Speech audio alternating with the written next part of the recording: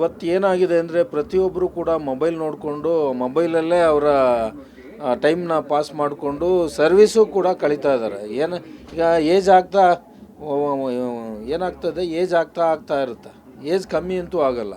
ಆದರೆ ಆ ಏಜ್ನ, ಆ ಯಂಗನ್ನು ಬರೀ ಮೊಬೈಲ್ ನೋಡ್ಕೊಂಡೇ ಕಳೀತಾ ಇದ್ದಾರೆ ಹೊರತು ಈ ಥರ ಒಂದು ಏನು ಪ್ರೋಗ್ರಾಮ್ಗಳು ಮಾಡಿದಾಗ ಅಥವಾ ಒಂದು ಡ್ಯಾನ್ಸ್ ಕಲಿಯೋದಕ್ಕಾಗಲಿ, ಇನ್ನೊಂದಾಗಲಿ, ಅಥವಾ ಸ್ಪೋರ್ಟ್ಸ್ ಆಗ್ಬೋದು, ಅಥವಾ ನಾನಾ ಥರ ಸ್ಪೋರ್ಟ್ಸ್ಗಳಿದೆ, ಅದಕ್ಕೆಲ್ಲ ಇನ್ವಾಲ್ವ್ ಆದಾಗ ಏನಾಗುತ್ತೆ, ಅಟ್ಲೀಸ್ಟ್ ಅದ್ರ ಕಡೆ ಗಮನ ಕೊಡ್ತಾರೆ. ಈ ಒಂದು ಹೆಲ್ತು ಕೂಡ ಇಂಪ್ರೂವ್ ಆಗ್ತದೆ.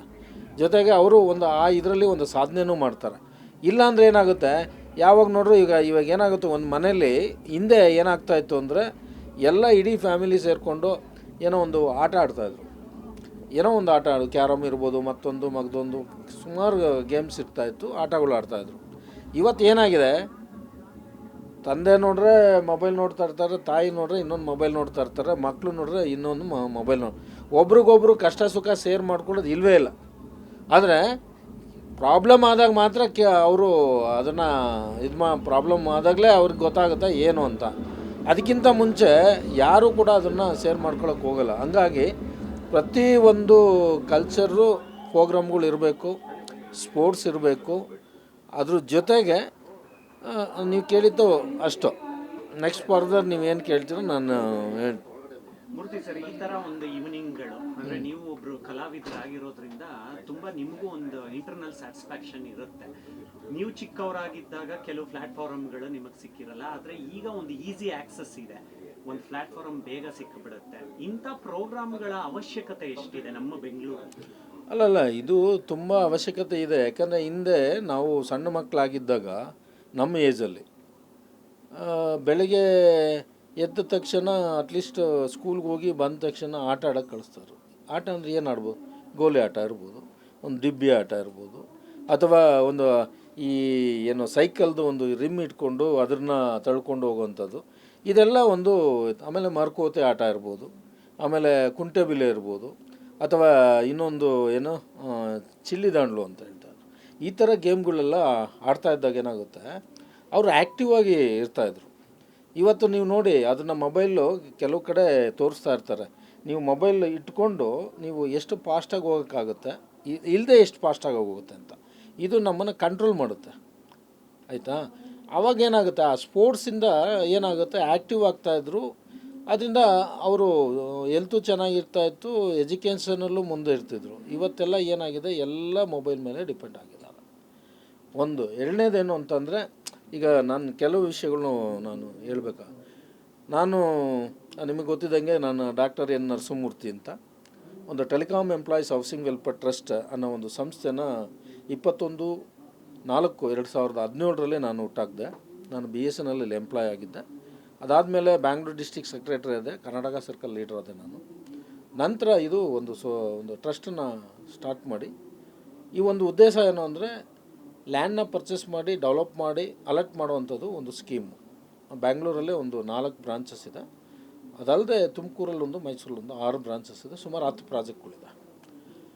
ಆದರೆ ನನಗೆ ಈ ಒಂದು ಸಿನಿಮಾ ಫೀಲ್ಡಲ್ಲಿ ನೀವು ಆವಾಗಲೇ ಕೇಳಿದ್ರ ನಟರು ಅಂತ, ಒಬ್ಬ ಬರಹಗಾರ ಹೌದು, ಕಥೆಗಾರ ಹೌದು, ಜೊತೆಗೆ ನಾನು ಒಬ್ಬ ನಟನೂ ಕೂಡ ಹೌದು, ಜೊತೆಗೆ ಒಬ್ಬ ನಿರ್ಮಾಪಕನೂ ಕೂಡ ಹೌದು. ಯಾಕೆ ನನಗೆ ಇದು ಬಂತು ಅಂದರೆ, ನಾನು ಹಿಂದೆ ಸಮುದಾಯದಲ್ಲಿ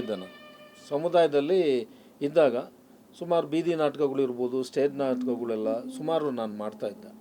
ಆವಾಗಲೇ ನನಗೆ ಸುಮಾರು 87-88 ನನಗೆ ಒಂದು ಬೆಸ್ಟ್ ಆ್ಯಕ್ಟರ್ ಅವಾರ್ಡ್ ಕೂಡ ನನಗೆ ಬಂತು.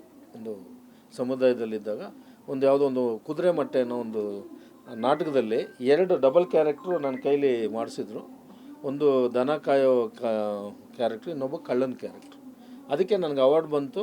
ಆದರೆ ನನಗೆ ಅವಾರ್ಡ್ ಬಂದಿರೋದು ರವೀಂದ್ರ ಕಲಾಕ್ಷೇತ್ರದಲ್ಲಿ ನನಗೆ ಯಾರಿಗೂ ಇನ್ಫಾರ್ಮೇಷನ್ನೇ ಕೊಡಲಿಲ್ಲ. ಆದರೆ ಅದಕ್ಕೆ ಡೈರೆಕ್ಟ್ ಮಾಡಿದಂಥ ಗುರುದತ್ತು ಹೋಗಿ ಅದನ್ನು ಕಲೆಕ್ಟ್ ಮಾಡಿದ್ರು. ಆಮೇಲೆ ಹೇಳಿದ್ರು ನಿಮ್ಗೆ ಅವಾರ್ಡ್ ಬಂತು ಅಂತ. ಹಂಗಾಗಿ ಆ ಒಂದು ಟೈಮಲ್ಲೇ ನಾನು ಒಬ್ಬ ನಟನಾಗಿದ್ದೆ. ಜೊತೆಗೆ ಏನು ಒಬ್ಬ ಕಾಮಿಡಿ ಮ್ಯಾನ್ ಆಗಿ ಬರಬೇಕು ಅನ್ನೋದು ನನಗೆ ಆಸೆ ಇತ್ತು. ನನಗೆ ಆಗಲಿಲ್ಲ. ಆಮೇಲೆ ಅಸಿಸ್ಟೆಂಟ್ ಡೈರೆಕ್ಟರ್ ಆದೆ, ಅಸೋಸಿಯೇಟ್ ಡೈರೆಕ್ಟರ್ ಆದೆ. ಒಂದು ಡೈರೆಕ್ಷನ್ ಮಾಡಬೇಕು ಅಂತಲೂ ನಾನು ಆ ಟೈಮಲ್ಲಿ ಟ್ರೈ ಮಾಡಿದೆ. ನನ್ನ ಬ್ಯಾಡ್ ಲಕ್ಕು, ಏನೊಂದು ಗಾಡ್ ಫಾದರ್ ಅಂತ ಇರಬೇಕು, ಬ್ಯಾಕ್ ಬೋನ್ ಅಂತ ಯಾರು ಒಬ್ಬರು ಇರಲೇಬೇಕಾಗುತ್ತೆ. ಆ ಒಂದು ಸ್ಥಿತಿಲಿ ಯಾರೂ ಇರಲಿಲ್ಲ. ನಾನು ಹಂಗಾಗಿ ಅದು ಬ್ಯಾಕ್ ಆಗಿತ್ತಾಯಿತು. ಅದ ನಂತರ ನಾನು ಹೇಳೋದಲ್ಲ BSNL ಎಂಪ್ಲಾಯ್ ಆದೆ ಮತ್ತು ಟ್ರಸ್ಟ್ ಓಪನ್ ಮಾಡಿದೆ. ಅದೆಲ್ಲ ಆದಮೇಲೆ ಈಗ ಒಂದು ಕೂಡ ಇನ್ನೊಂದು ಏನೊಂದು ಸೋಷಿಯಲ್ ಸರ್ವಿಸ್ ಕೂಡ ಇದೆ. ಸುಮಾರು ಸಾವಿರಾರು ಜನ ಮಕ್ಕಳಿಗೆ ನಾನು ಬುಕ್ಸ್ ಇರ್ಬೋದು, ಯೂನಿಫಾರ್ಮ್ ಇರ್ಬೋದು, ಬ್ಲೇಸರ್ ಇರ್ಬೋದು, ಕೆಲವು ಅನಾಥಾಶ್ರಮಗಳಿಗೆ ಏನು ಬೇಕೋ ಅದನ್ನು ನಾನು ಕೊಡ್ತಾ ಹೋಗಿರ್ಬೋದು, ಅಥವಾ ಸುಮಾರು 2 ದೇವಸ್ಥಾನ ಕೂಡ ನಾನು ನಡೆಸ್ತಾ ಇದ್ದೀನಿ.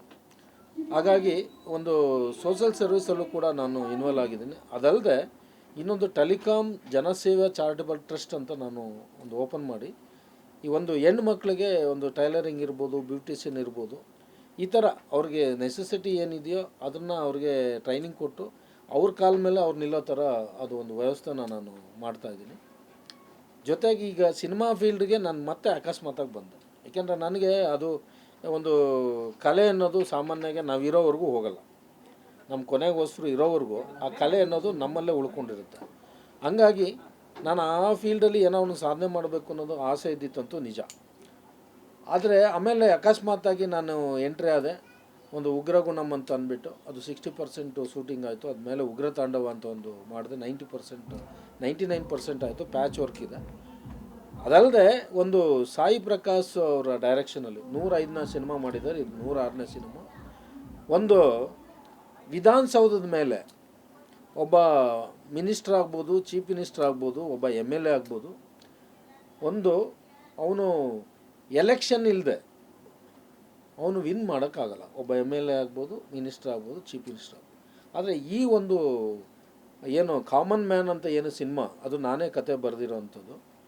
ಒಂದು ವಿಧಾನಸೌಧದ ಮೇಲೆ ಯಾವ ರೀತಿ ಒಬ್ಬ ಕಾಮನ್ ಮ್ಯಾನು ಯಾವ ರೀತಿ ಪ್ರೆಜರ್ ತರ್ತಾನೆ, ಅವರೇ ಆಟೋಮೆಟಿಕ್ಕಾಗಿ ರಾಜೀನಾಮೆ ಕೊಟ್ಟು ಇವನ್ನ ಚೀಫ್ ಮಿನಿಸ್ಟ್ರು ಮಾಡ್ತಾನೆ.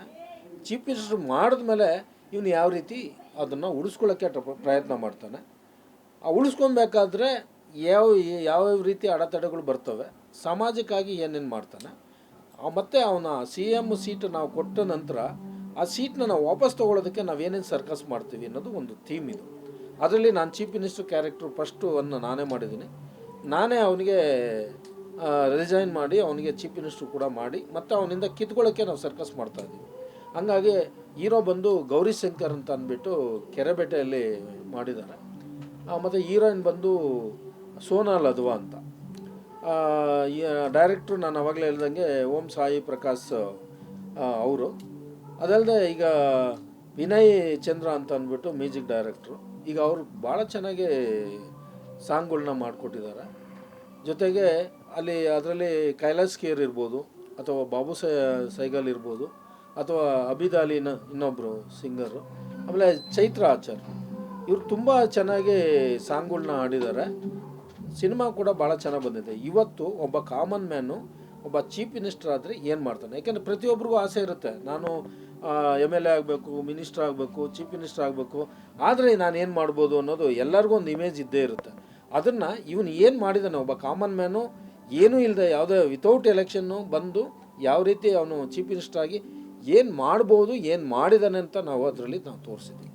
ಓಕೆ ಸರ್, ಕೊನೆಯದಾಗಿ ಈಗ ಸಾಂಸ್ಕೃತಿಕ ನೆಲೆನ ಉಳಿಸ್ಕೊಳ್ಳೋ ನೆಲೆಗಟ್ಟಿನಲ್ಲಿ ಈ ಥರ KDC ಅಂತ ಇವೆಂಟ್ಗಳು ಹೇಗೆ ನೋಡ್ತೀರಾ ನೀವು, ಹೇಗೆ ಸಪೋರ್ಟಿವ್ ಆಗುತ್ತೆ?